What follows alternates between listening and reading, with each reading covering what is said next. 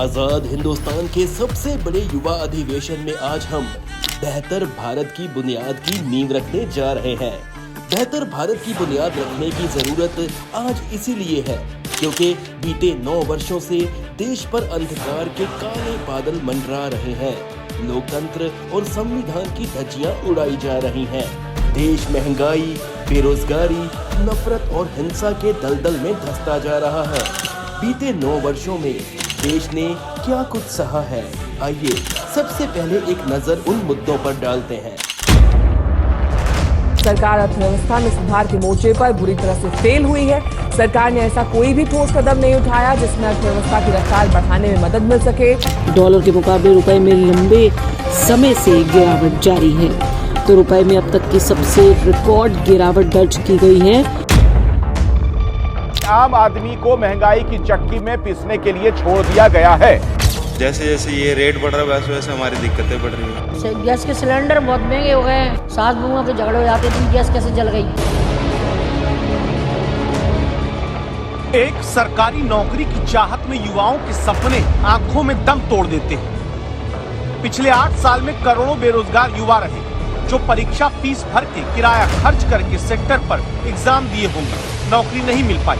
PMO में राज्य मंत्री जितेंद्र सिंह ने संसद में लिखित जवाब में कहा 2014-15 से 2021-22 के बीच 22 करोड़ 5,99,238 लोगों ने केंद्रीय विभागों में नौकरी के लिए आवेदन किया। 8 साल में सिर्फ 7,22,311 लोगों को ही नौकरी मिल पाई। विकास तो कोई भी जो पढ़ लिख के ऐसे ही घूम रहे, पढ़ लिख कर फिर यहाँ यही काम करना पड़ रहा। रोजगार है ही नहीं है। अभी तक हम सुबह से भूखे प्यासे बैठे हैं, टाइम लगभग 2 बजने वाला होगा। अभी तक बैठे हैं इस उम्मीद में कि आगे हमको गवर्नमेंट जॉब मिलेगी। पार्लियामेंट हाउस में मैंने एक उद्योगपति पे आक्रमण किया, अदानी जी पे मैंने आक्रमण किया। मैंने कहा कि अदानी जी 609 नंबर से दूसरे नंबर तक कैसे पहुंचे। अदानी ग्रुप की कंपनियों के शेयरों का बुरा हाल हो गया है। कंपनियों के शेयरों ने LIC के 18,000 करोड़ रुपए डुबा दिए हैं। चाइना ने 2,000 स्क्वायर किलोमीटर हमारी जमीन ले ली है। प्रधानमंत्री जी कहते हैं कि हमारे बॉर्डर के अंदर कोई नहीं आया, न वहाँ कोई हमारी सीमा में घुस आया है, न ही कोई घुसा हुआ है, न ही हमारी कोई पोस्ट किसी दूसरे के कब्जे में है। तो भैया प्रधानमंत्री जी अगर कोई नहीं आया तो हमारी सेना उनकी सेना के साथ 21 बार क्यों बात कर रही है? और हमारे जो सेना के लोग हैं, हमारे डिफेंस फोर्सेस के लोग हैं, वो क्यों कह रहे हैं कि चाइना ने हमारी जमीन ले ली है? साहिब नजर रखना, मौला नजर रखना, तेरा करम सबको मिले, सबकी फिक्र रखना। These hairstyles we are in danger here in Jamia. ये लोग वीडियो कॉल के अंदर घुस के शीशे तोड़ के वहाँ पे टीयर गैस छोड़ रहे हैं। हम सब लोग लाइट ऑफ करके बहुत मारा, कूद के गाड़ियों के ऊपर चढ़ रहे थे, उसके ऊपर दोनों टांगों से कूद रहे थे सीने पे। They were beating us like very cruelly. Belt के बक्कल से मारा जा रहा था, फिर से गमले से मारा जा रहा था और इन लोग बचाने तक नए मुख दर्शक बन के बस देख रहे थे। अब मारने के लिए आ जाएंगे लेकिन ये गार्ड हमें बचाने के लिए कभी नहीं आते हैं। ये संगे व्हाइट चादर है जो किराया पे गुंडे बुलाए हैं साथ। इसी ने गुंडा बाहर से बुलवाई है पैसे पर। ये जामिया के अंदर जुल्म के खिलाफ उठने वाली आवाजों को दबाना चाहती है।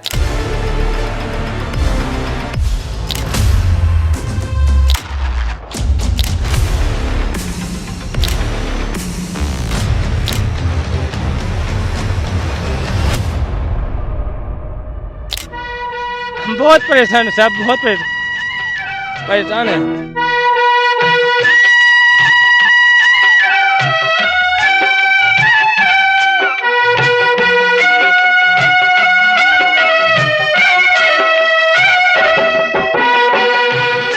अरे कुछ साधन नहीं करवा रहे तो पैदल से जाने दो। मेरा बच्चा छोटा है, 2.5 साल का रो रहा है।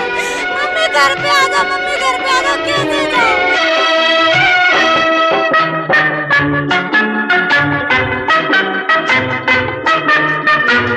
बड़े लोग हैं जिनके पास पैसा है, 2000-3000 के टिकट एक है, उनको टिकट, वो उन लोग को टिकट मिल रहा है 10 मिनट में पूरी सीटें फुल।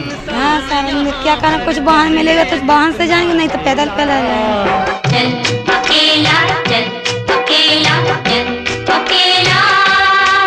तेरा मेला पीछे छूटा राही चल अकेला।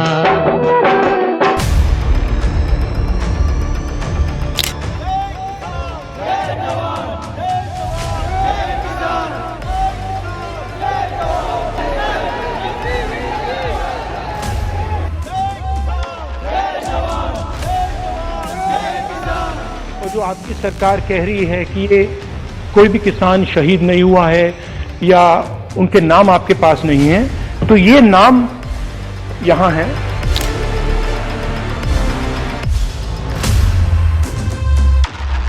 बड़ी खबर है भोपाल से, जहां पर प्रदर्शनकारी युवाओं की पुलिस से झड़प की खबर सामने आ रही है। किस तरीके से वहां पर माहौल तनावपूर्ण हो गया और वहां पर ये जो तमाम युवा हैं, इनका कसूर मात्र इतना कि नौकरी की उम्मीद कर रहे हैं, ये नौकरी की मांग कर रहे हैं। इनकी मांग है कि लंबित भर्तियां यहां पर पूरी की जाए।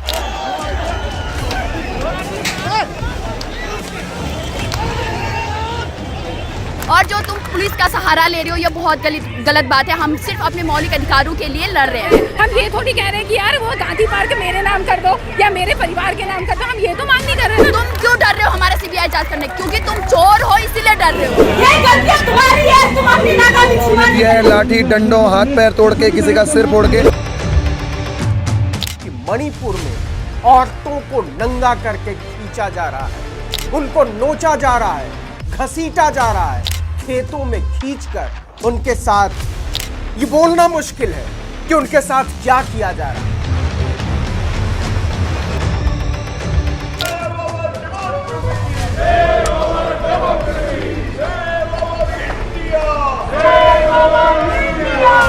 पार्लियामेंट में हम बात रखते हैं तो देखो क्या करते हैं, माइक ऑफ कर देते हैं। लोकसभा बहुत बड़ी पंचायत है जिनमें आज तक माइक ऑफ नहीं हुआ है।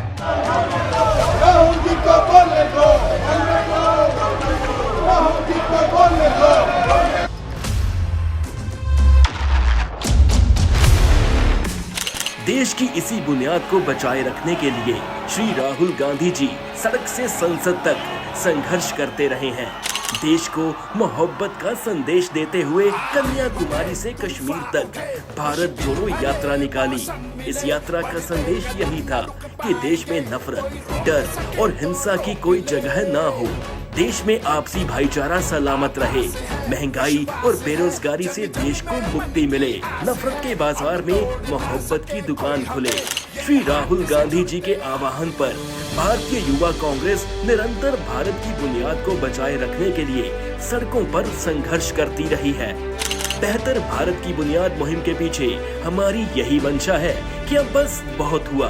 हम अपने देश की सांझी विरासत को किसी कीमत पर मिटने नहीं देंगे। बेहतर भारत की बुनियाद सत्ता के अहंकार को चुनौती है। बेहतर भारत की बुनियाद हिंसा की आग में तप रहे भारत को बचाने की कोशिश है। बेहतर भारत की बुनियाद नौजवानों, किसानों, महिलाओं और आम आदमी को न्याय दिलाने के संघर्ष की शुरुआत है। आइए मिलकर बेहतर भारत की बुनियाद रखें और फिर से एक ऐसा भारत बनाएं जिसे एक जमाने में सोने की चिड़िया कहा जाता था। जीतेगा इंडिया, जीतेगा भारत।